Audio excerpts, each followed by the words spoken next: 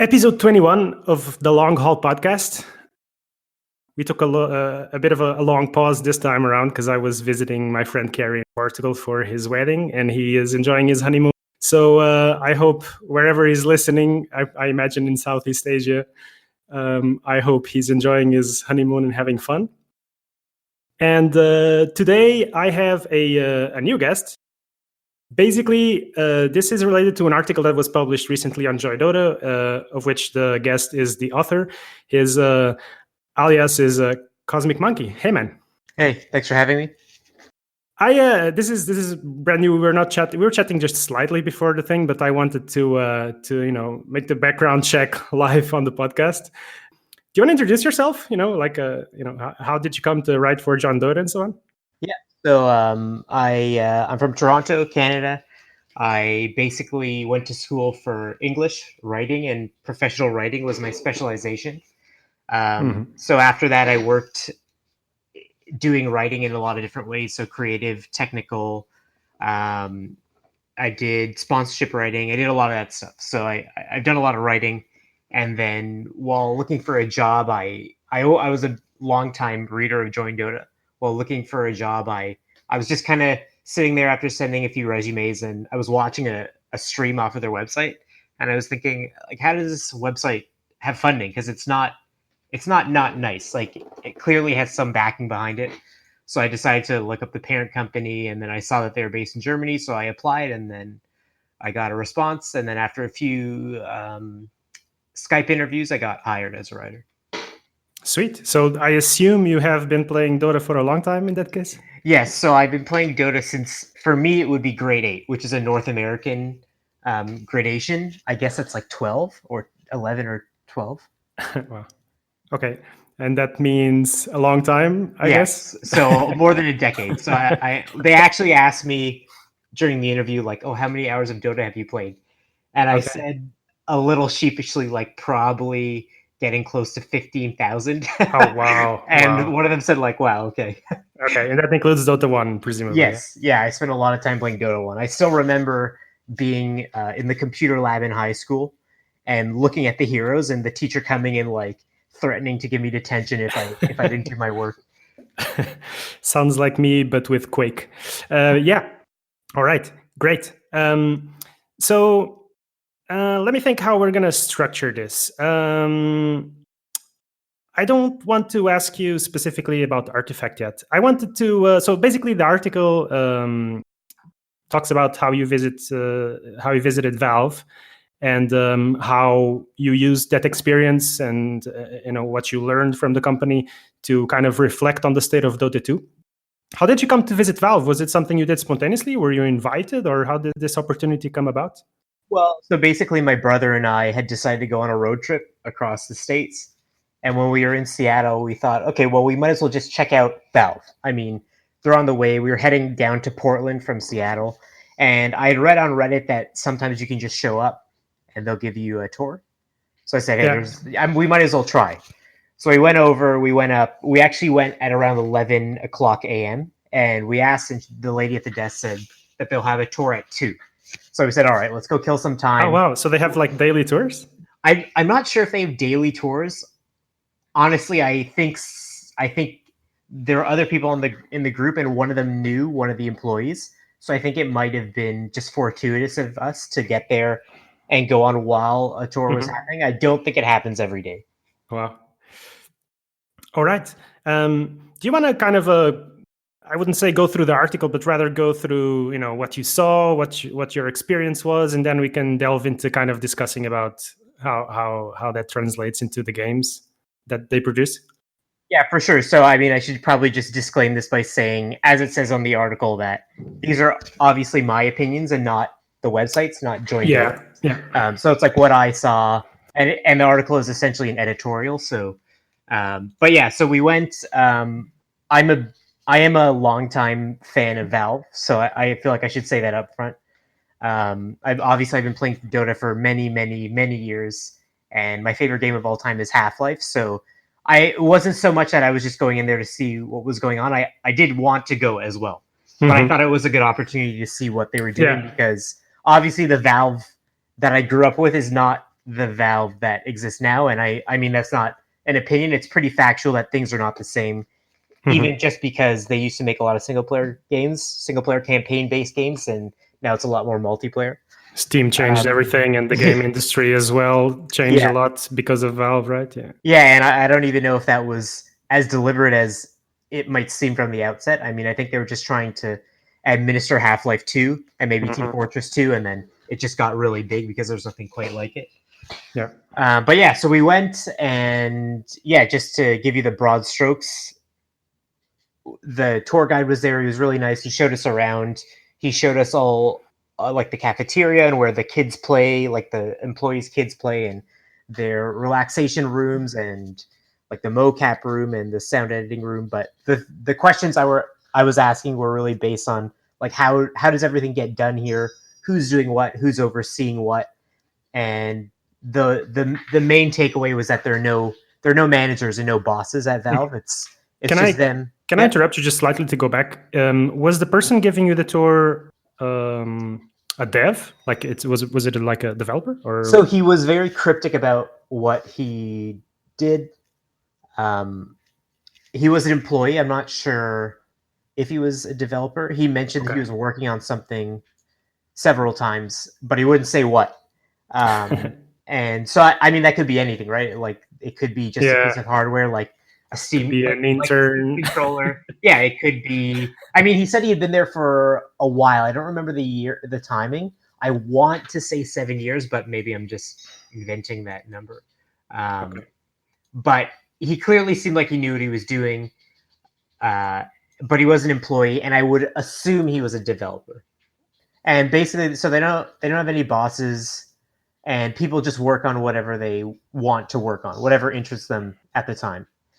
And so I asked, and that doesn't mean just software; it means also hardware, or really, literally, whatever you want to do. Yeah. So their whole system is set up, like the whole ecosystem in Valve is set up to facilitate that way of thinking and existing and developing whatever it is, games or hardware or software or what have you.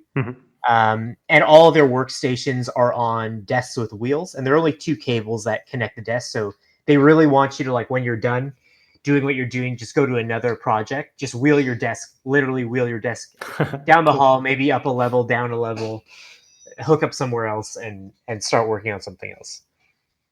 So a lot of that, like I did like. I think in the article I'm trying to make a point, so it's quite negative. But it's not so much that I didn't like what was going on. It's just a certain lack of responsibility to, I suppose, the consumers and the people who have played and been with Valve for a long time. But yeah, the main takeaway is that they don't really have any managers. People do what they want as they want to do it. And I guess the one soft caveat they have is that there's an expectation culturally that you finish what you're working on. So if you and I were working on podcasts, let's say we're balancing numbers, it would be expected of us to finish balancing before I go work on, let's say, Underlords or something like that. So giving up or just quitting is not really part of the structure, is kind of what you're getting at, kind of. Right, yeah. Okay. This kind of structure in physical organization, you mentioned this thing called the Steam cabal. So like this thing's called the cabal.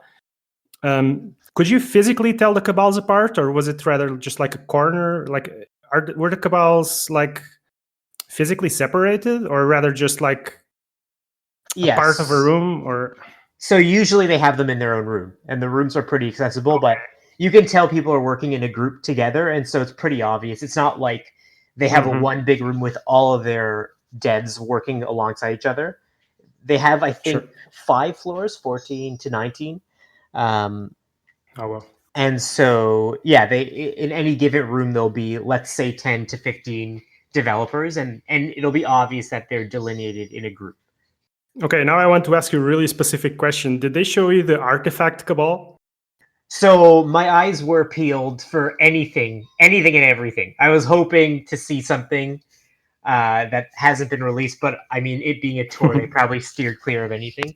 I didn't see the artifact cabal, though I did see in, I think it was a Steam room, some some artifact artwork that was just sitting on the floor. You mentioned that, yeah. And so I'm not sure how far. Maybe like the artifact cabal was close by. I honestly don't know. And also considering that the last time they gave an update on artifact was in March, there is a very real possibility that like no one is working on artifact. There's just like maybe 2 or 3 people who check in on it. I don't know where the cabal is. They didn't show it to me, and I couldn't even guess how many people are working on it currently. Sure. Yeah, I mean, I guess no one really knows in the community.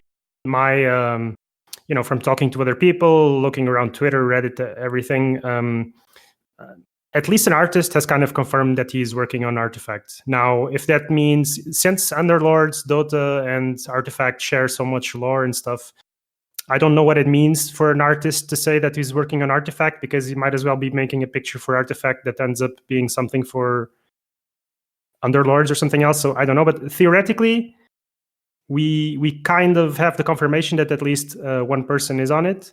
Right. And then the big question that I always have is, what is Brandon Reinhardt doing? Because he was supposed to be the lead for Artifact. Yeah.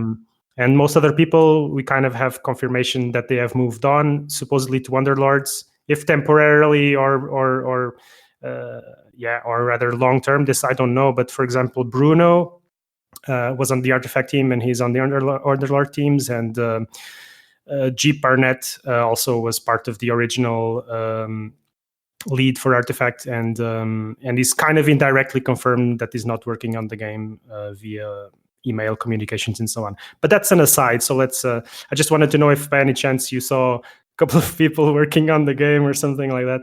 Yeah, unfortunately not. Okay, a shame. Okay, so you were talking about the structure and how there's kind of leadership. I was reading this and I was thinking, like, if I look back to school or whatever, let's say you're in a class with 30 people, or just a group of guys doing sports or whatever situation you want to imagine. Even if there's no leader, leaders tend to kind of emerge naturally. I mean, that's just the biologic way that we interact with each other. And I wonder if there are kind of not real supervisors, but leaders or people that others look up to, maybe older members of the team, or if these people kind of end up becoming kind of bosses in a way, because if they feel like a project needs more attention, they might be able to influence others into, or hype others into working on it. Do you have any insight into this, or what do you think about it? So I have a bit of an anecdote when we were there that might shed some light on this subject. So I asked when they were working on Dota 2 how hero models get developed when they're translated directly from Dota 1.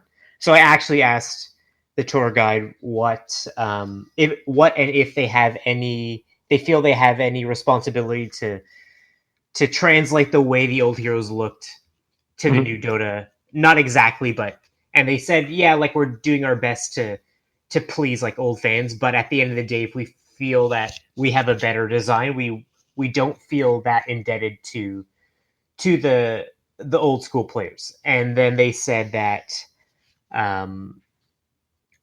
when they're doing designs, mock-ups, concept art, there is someone who kind of oversees the art direction, which in my head translated to like, oh, so you do have an art manager, I guess. So I do think there has to be some on some level, there has to be some kind of manager, again, even if it's just a soft manager. Maybe it's just for art direction, because I mean, it would make sense that you don't have people who have never done art working on art as a lead. I mean, yeah, that's logical, but I would also have a sense that, yeah, like I said in the article, if you can convince someone to come work on your project, then you become the de facto leader because it's your idea. And essentially that's what happened with Valve. Mike Carrington and Gabe Newell had an idea and they convinced people to come on board. And I'm sure they were the leaders. I mean, it's their idea. So yeah, as you mentioned, I mean, that must be how it happens. I just don't see how it could happen any other way. But every time I asked and I pressed the issue, it seemed like, no, like, we really have no managers here. It's completely flat. And so I had a sense of both. And I would think that, yeah, so for any given project, there must be a lead of some kind. Like, for example, Artifact, you just name the lead developer or the Mhm. project lead, Reinhardt. But also because Artifact is kind of Valve's first foray into like a collectible card game. So they must need someone with a bit of experience on some level. So yeah, I would imagine there must be managers, but I feel like, as my article says, they lack management in a few key areas. But I would imagine that yes, if there are no leaders, a leader will rise out of the nothing. In the case of Artifact, this is presumably Richard Garfield, and that's actually the people that gets most of the blame for what happened. So we do tend to imagine that he kind of acted as a producer, kind of saying, no, this goes here, this goes there, do this, do that. Not specifically in terms of art, obviously, but in terms of game mechanics and game design. Mm-hmm. And then the big question that people raise a lot is the economy and so on, but we actually don't know. But in any case, what you described might potentially lead to some awkward situations where maybe someone wants to kind of is bored of a project and wants to quit, but the other ones are pushing him not to, or people get dragged around slightly by non-existent between codes leaders or so. So yeah, I don't know. I mean, it's one of these things where it sounds like it might work really well in an ideal world. In practice, I wonder how it actually works. But it's interesting, and it's difficult to compare because I don't believe there are many other companies working with this methodology, right? Yeah. Well, so the thing is, there are some big advantages to it in that you don't get situations where devs are completely gassed at the end of a development cycle. So, for example, like I've been playing a lot of Mortal Kombat 11, and then reports came out that NetherRealm really just taxed their developers and their contracted developers, which obviously is not good for an industry that's booming as much as video games. But on the other hand, there needs to be a balance, right? I don't think one extreme to the other is right. I mean, at least in my opinion. And as I said, there are a lot of things I like about the idea of a flat hierarchy, but I think I like them in theory more than in practice. Okay. I mean, it might also allow for natural leaders to rise. So, if Brandon Reinhardt is a great natural leader and this is something that he felt really passionate about, I don't see why he would not be able to gather people around him and kind of give incentive for others to work with him. Right. Yeah, that's true. Yeah. You go on to mention that their game design approach is extremely indirect. Like there's just a bunch of ideas coming together, and then I guess in a very democratic way, probably whatever most people agree with is kind of what comes out, sort of. Yeah. So that is effectively what the message we had given to us. So again, on the idea of art, they were saying that they'll have a bunch of people give concept art, and then it'll kind of get thrown into the blender of democracy, and whatever the group feels is the best will keep getting updated until they feel like they have a good final version. And I imagine that like a lot of the actual game development will follow suit with that principle. So I imagine that if they feel, okay, how do we, like when they started Artifact, okay, do you think we should have one board? Maybe someone said, oh, okay, well, we should have 3 to mimic Dota. And then everyone said, yeah, like that's a good idea. We should kind of maintain the soul of Dota. I imagine it's something like that. Mm-hmm. So, I mean, when we look at Dota and what Dota has become over the last 9 years, it seems like it's something that works very well. And also when we look at Counter-Strike, it at least tends to, or seems like it works very well when they grab a mod or something that already exists and already has a community behind. I wonder how that works when they have a new project. I mean, obviously Portal, Half-Life were massive successes for their time. I think if those sort of games would come out nowadays, probably they would not be the success they were at their time. But if we focus on the kind of the modern genre of games and what they've done with Dota 2, I think it's absolutely amazing. They have the best economic model. The community, loves most of what they do, even though people complain about stuff that is missing and so on, and often mistakes get done and so on. Like we will go on to that, but it seems like it tends to work. I mean, besides Artifact, it's not like they have many failures or had massive problems in the past. Right. Yeah. So I definitely would agree, and I mentioned that in the article too. Like, despite some of the qualms I have, most of the things that they released are of high quality. I think also them hiring Ice Frog was a very smart and prudent move, because he's the guy, right? He's the guy that would be able to translate the heart and soul of the game over. Definitely. And I agree. The same with Artifact. They had someone who knew about card games, and it seems like, I mean, you would know more, but it seems like really the failure of Artifact boiled down to the pricing, not the game. I mean, the game seemed very polished, and I've only played it a little bit. I'm not by any means an expert on Artifact. I was going to ask if you played it. But so, I mean, I would be able to give you a good casual perspective of like, well, I'm paying $20 to get into a game like I don't really know anything about. It seems cool. It seems like it could be fun. But after my $20, how much more money am I going to have to spend?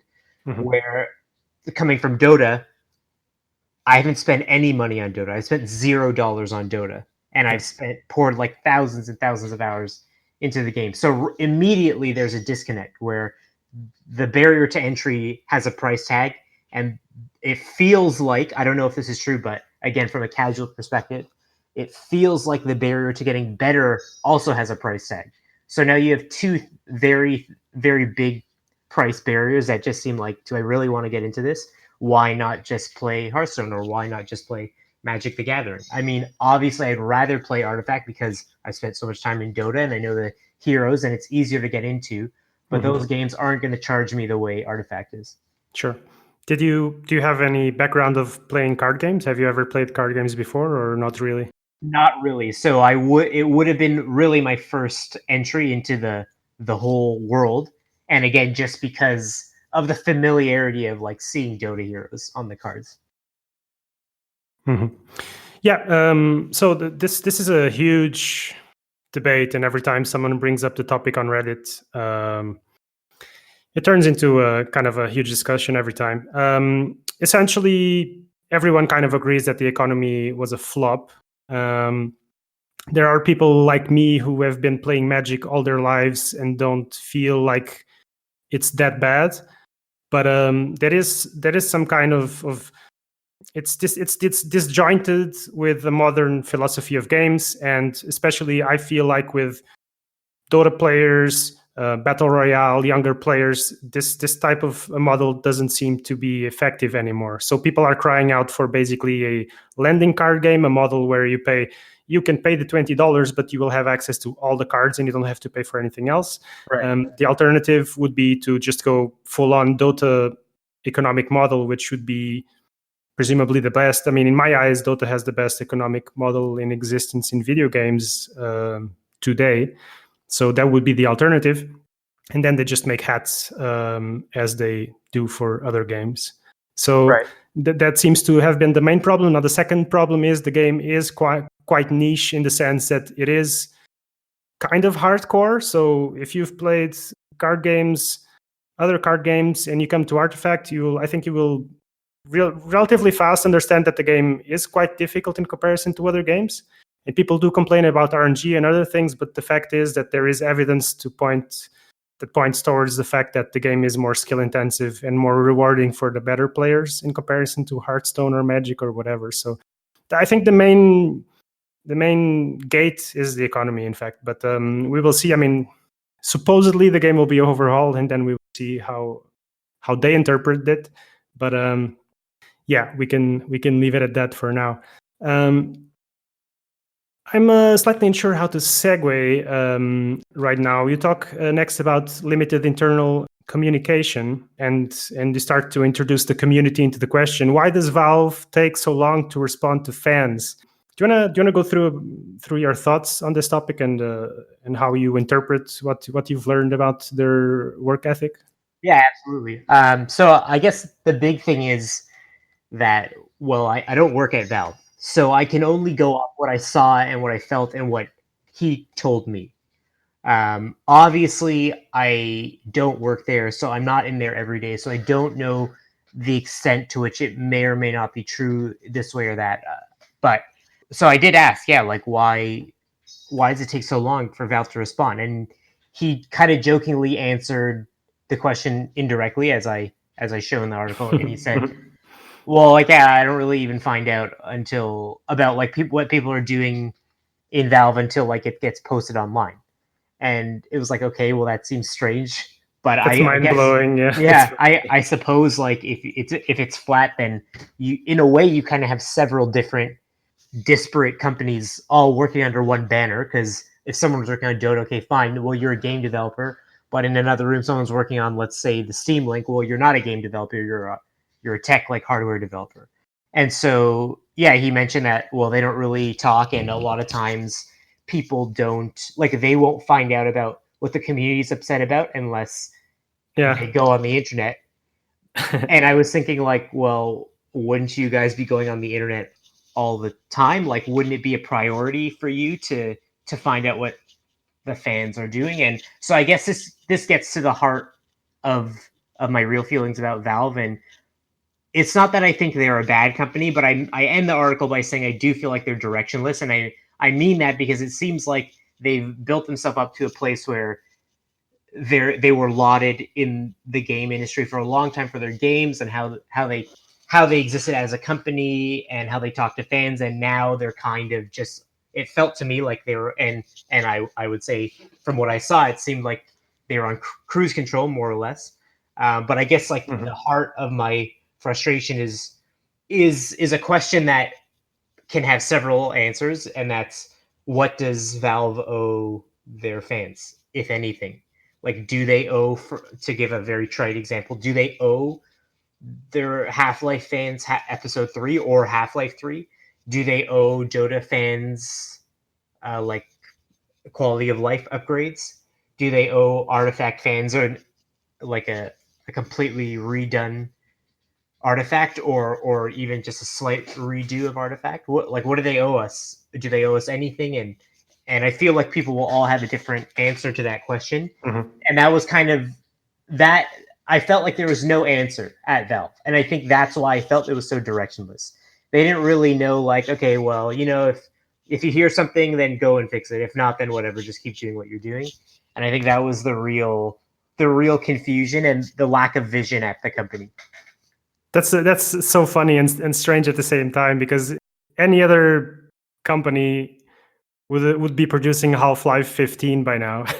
Right? Yeah. So, I mean, you look at the Call of Duties and the whatever, any other big league company would be squeezing those things out as much as possible. On one hand, I'm kind of happy that they don't. On the other, it's just strange. And then, we all have this notion, oh, they read Reddit, but if they read Reddit and then nothing comes of it, it's like, I mean, what happens? Do they read Reddit, go have lunch, and laugh on about what they read, or does it actually? Do they actually, on occasion, make a meeting and say, "Hey guys, I read about this. Maybe we should do this"? Or is it like the random person who reads about it has to decide that they will sit down and code whatever that change that was suggested is? Right. Yeah. So it's awkward. Well, even being there, it did feel like there was a bit of a veil that like we couldn't see past, if that makes sense. And that again, yeah, like how exactly does this work? So I guess that's the thing that really you're missing unless you work there, is not the overall like, oh yeah, we have a flat hierarchy, or oh yeah, I don't really find out about what team A or B or C is doing. But like, okay, how does this actually break down like day to day? How, like, when you get to your computer, what are you working on? Is there anyone at all on any level saying we should check this or check that? And do they check and just say like, well, these things aren't worth our time, we'll wait till something bigger comes up, like a scandal between players, to say something? I don't know if you're aware that last year and then this year too, there are a few scandals with players with like racism and bigotry and whatever it is. Yeah, I do follow. Yeah. And so everyone is waiting for Valve to do something, and Valve is is oddly not saying anything until very, very late. It felt like in the game they're finally saying, okay, like we're having talks or we're going to have this or that. And it seems like, well, isn't it better to be proactive about problems like this? Because you know these problems are going to come up. You know this game came from a time where, yeah, like people would meet up at internet cafes all over the world, and you know that nationalism is going to be a problem, even if in the grand scheme of nationalism, it's just a video game and it is fairly innocuous. It still like needs to be talked about. It still needs to be curbed to some extent or another. So yeah, like as much as I want to convince myself that, well, no, they must check Reddit. They must do these things. They're always oddly very late to the party when it comes to things that everyone else thinks is important. So in a way, it's like there's an elephant in the room. Everyone knows about it, but until someone gets up and says, "Hey guys, actually, should we do something about this?" It probably like that critical mass of of stress needs to happen probably, right. because otherwise it gets lost on their phones, I guess. I also feel like a leader is naturally the one to stand up and say, "Okay, we can't have this. We need to stop. We need to marshal some resources to make sure this doesn't happen again." And so, yeah, I mean, I'm not saying like, oh, it's Ice Frog's job. It's not, because his job is to just make the game and oversee balances and what have you. But then if it's not his job, like whose job is it? And so recently when Solo and Seb had their little bout, I mean, they said they were in talks with Valve. And I assume that after that, Valve was on more high alert. And I would also assume that with the international coming up, they would naturally be like all eyes open. Like we're especially listening, we're watching. China. Yeah, definitely. I mean, I'm assuming this. I can't see a world where they're not like hyper vigilant right now with everything considered, but I don't know. Their track record seems slightly tardy in that respect. Yeah, and then the other thing is that once you assume that most of the developers that were working on Arc leave, and knowing what we've just been discussing is it's hard to think, like all these Reddit discussions, all these podcasts we do, all these things that go on the interwebs.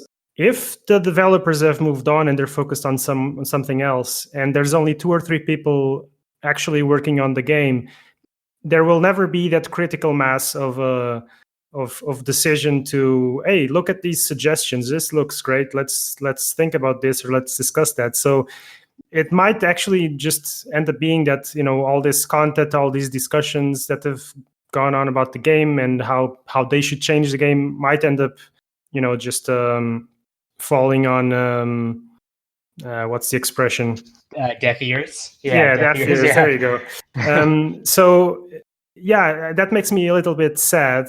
On the other hand, like glass half full. On the other hand, I kind of feel like also if the community, as it often happens in Dota, if the community also has the chance to get the critical mass and make themselves heard. Maybe it's difficult if not everyone is on the same page, but the way they seem to work is like they need to create hype and pull people into projects, and then I guess they get bonuses as they finish the projects. There is so much work to potentially be done on Artifact, with so many changes being required and the game being relatively bare bones when it comes to features and monetization of cosmetics and so on. That on the other hand, I kind of feel it should not be so hard to get people back onto the project unless they are afraid of failing again. But I just don't see Valve. I cannot imagine Valve devs as people who are afraid of failure. Yeah, it's interesting to reflect on that. What is your experience as a community content producer in Dota? Like, how often does the community manage to actually get together and make their voices heard and kind of push for Valve to do something they want in the game? Well, in terms of being a Dota writer, it just seems like when things just happen and people have their opinion, but very rarely does any massive opinion congeal into any greater effect. It just seems like, oh yeah, I like this, I don't like this, in typical like poorly written comments.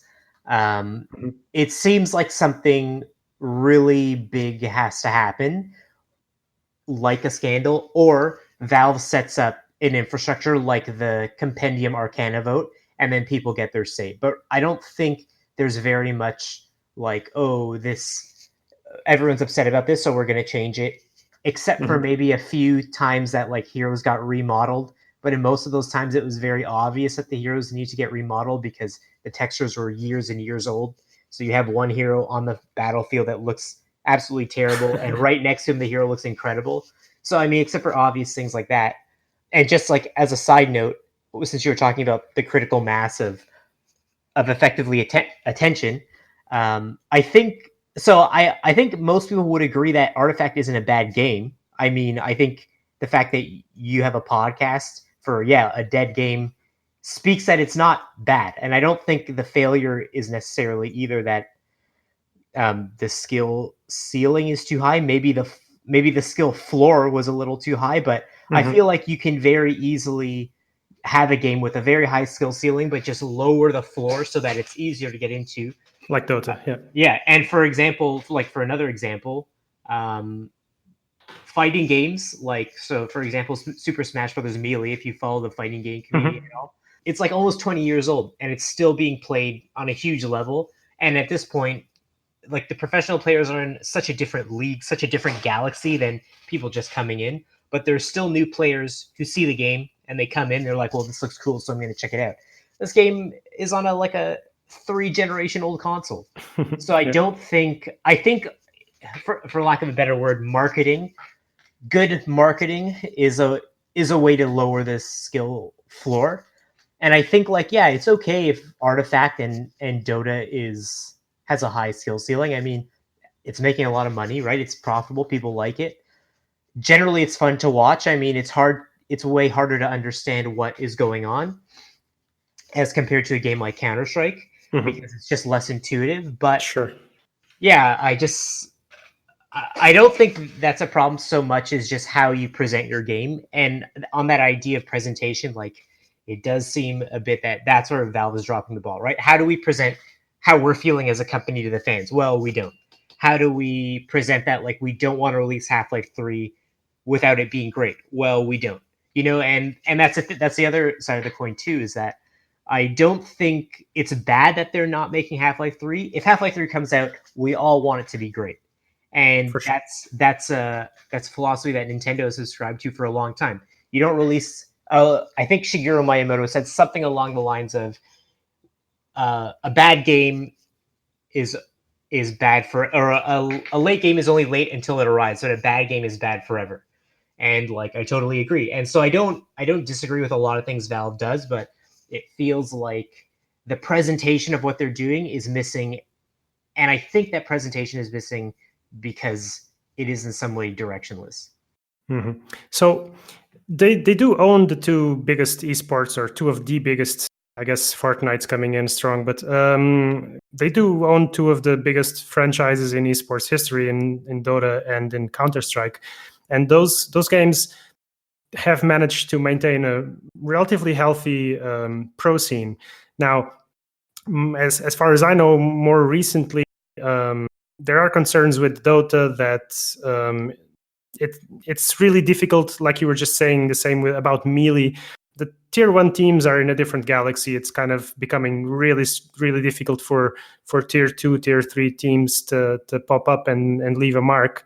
And there have been a lot of public figures advocating for change and the Dota Pro circuit and changing the system. So you don't really feel like the community can push towards those changes. You really don't feel like it's not possible, or do you just feel like something, like you were saying, like a bit more something more dramatic has to happen for Valve to take action in this direction of kind of changing the structure of monetization of tournaments and making TI between codes less important to kind of support the smaller communities and teams going around? Yeah, so I don't think it's impossible by any means. I mean, it happened once before because I think it's been two DPC seasons that have been changed. Like 2 DPC seasons ago, it was changed. But I would expect that a lot of that was because the pro players were like, and talent and casters were like, this is wrong. And I also feel like there's a lot of times that the actual community, myself included, we don't know the right avenue to proceed. So you need voices that have experience, like players, like casters, to say, look, like things are not right. These are all the problems.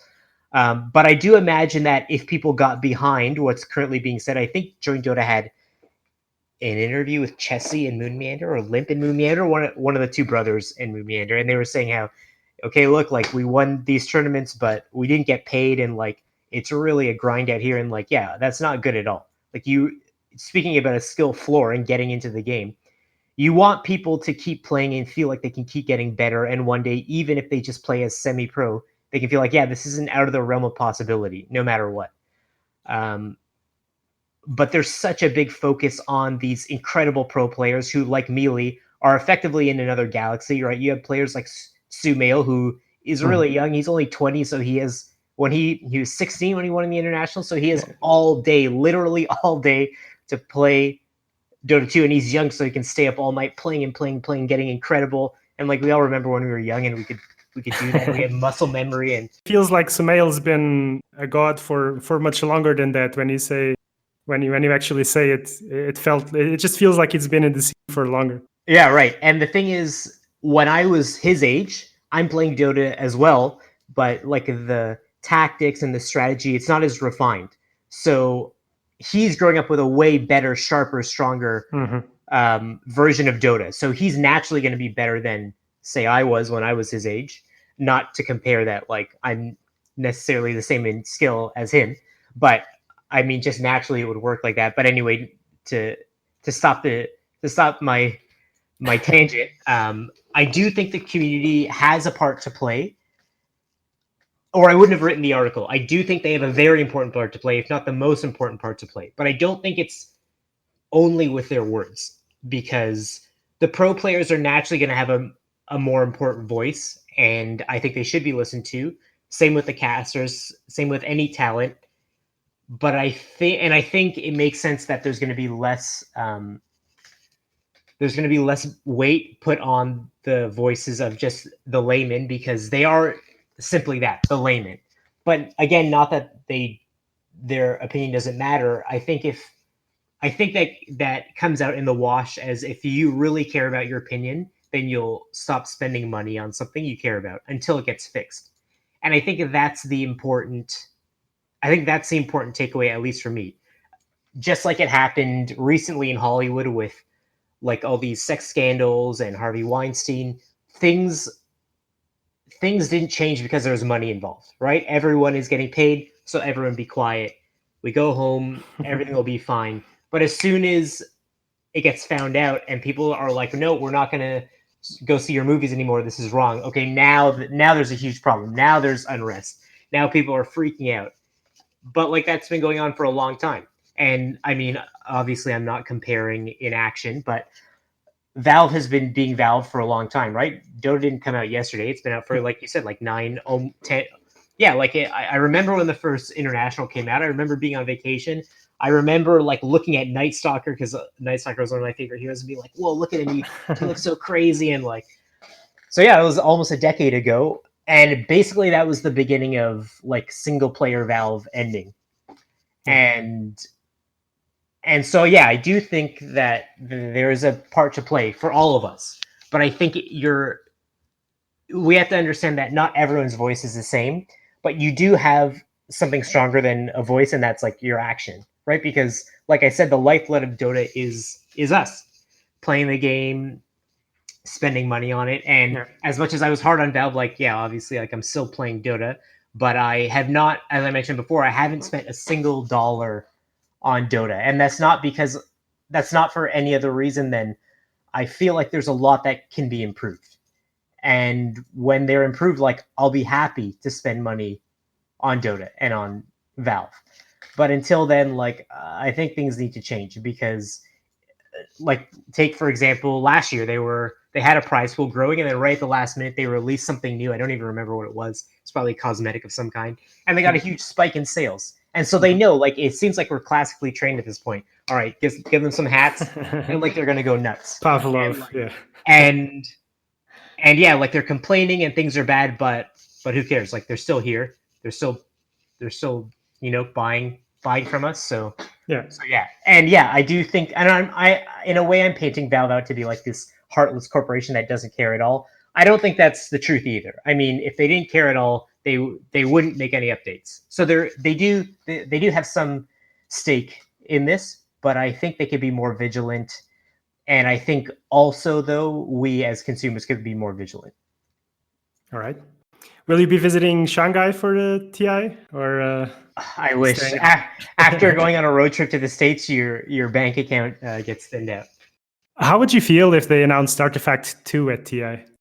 I think I would feel a lot of the same way I felt when they announced Left 4 Dead 2. So I was a little upset when they announced Left 4 Dead 2 because I was a huge fan of Left 4 Dead. I spent lots of time playing it.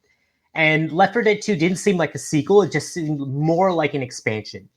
And I remember there was a Left 4 Dead 2 boycott and people were really upset, but it seemed like they couldn't articulate why they were upset. It just seemed like Valve didn't really make a true sequel in the vein of Half-Life to Half-Life 2. They just kind of made more of the same, more characters, more levels, which is great. I'm not complaining about that necessarily, but just that they're marketing it as like, oh, look, it's a brand new game. And it's like, well, not really. It's not really a brand new game.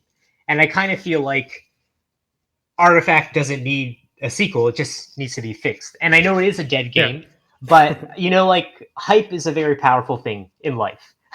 And all they need is, again, like good marketing, a good presentation, a good re-rollout of Artifact, a good reason to get people to come back, like maybe some rewards for being loyal and sticking it out. Like, how good would you feel as somebody who still has an Artifact podcast if they said, look, for everyone that was into Artifact, that paid, we just want to give you a thank you. Here's like a free thing or a free this or free that or something just to tell you that we care. I mean, you would be happy. I think a lot of people would be super happy. And I think that's like the real problem, is just showing that we care about you as someone who has made us the company we are. I feel like that's all really Artifact is missing. I don't think it needs a complete overhaul, because I think from what I've seen and the little I played and the good maybe let's say 15 or 20 hours that I've watched people play it, it does seem very deep and fun, and I enjoyed watching it. I just think it's not so much the game that needs to be overhauled, it's the way it's being presented and, of course, priced. Man, I want to thank you so much for taking the time to join me and discuss your visit and your thoughts on Valve, Dota 2, and the Dota 2 universe. Thank you so much for having me. It was great to talk to you. And I mean, I can only wish all the best for Dota 2. I know I have my share of time in there. I think I have like 4,000 hours or so. I'm an old man now, so if I play too much, I get tendinitis. My wrist will hurt, so I don't play that anymore. I stick to my cards and my turn-based games. But I do follow the Dota 2 scene very closely, and I do stay up late to watch the International every year. And I have fun discussing and watching with my friends. I did visit the Disney major this year, and I tend to visit majors once a year if I can. How was it? Oh man, I was a bit disappointed because I've been to previous majors in Germany, so namely Frankfurt and and also ESL events. And so when I heard, oh, it's at Disney, I thought it's gonna be super amazing. And I have to acknowledge that the production was good, but the production was better for those watching at home than for those there, because the infrastructure and just the support around was not as good. I was expecting something better. Yeah, but that's disappointing. Yeah. The games were good. Like the games were amazing. The Dota itself was amazing.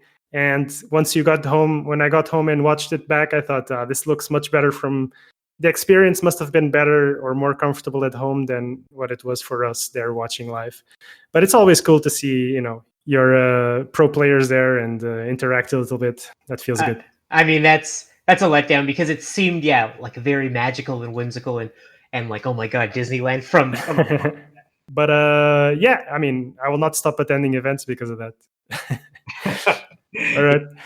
Well, So thank in you any so much case, for having me. yeah, no worries. Thank you, and all the best for Join Dota. You guys are awesome, and yeah, let's see what happens with Valve and Artifact. Absolutely, and good luck to you guys in your podcast too. And here's Cheers. hoping that Artifact actually does like get a good overall. Indeed.